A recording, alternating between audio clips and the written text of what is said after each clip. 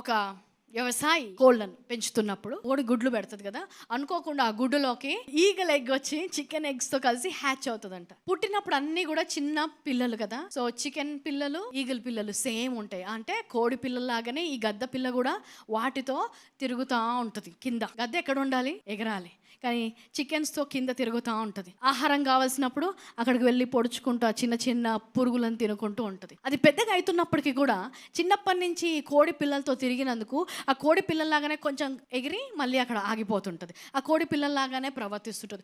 ఒకరోజు ఒక వ్యక్తి అక్కడికి వచ్చినప్పుడు చూసి ఆశ్చర్యపోతాడు.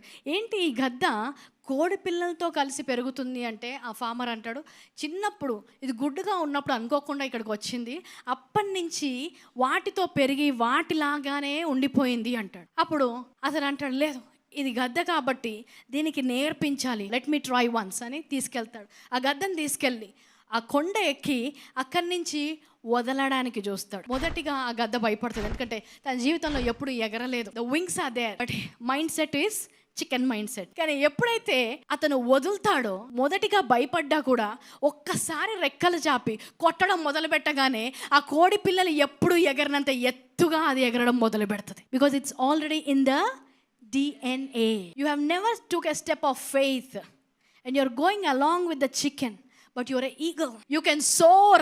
You can soar to the heights. హల్లెలూయా. నీకు వాళ్ళకి చాలా తేడా ఉంది. వారు సృష్టి మాత్రమే, కానీ నువ్వు నూతన సృష్టివి. హల్లెలూయా. నువ్వు ఆ మనసు మార్చుకొని రూపాంతరం చెందకపోతే వాక్యము చదివినప్పుడు కూడా అదే భయముతో చదువుతావు. ఒక రక్షించబడని వ్యక్తి, ఒక నూతన సృష్టిగా మార్చబడని వ్యక్తిగా, ఎలాంటి శక్తి లేని వ్యక్తిగా నువ్వు వాక్యం చదవడం మొదలుపెట్టినప్పుడు నువ్వు ఆ జయ జీవితాన్ని నువ్వు చూడలేవు.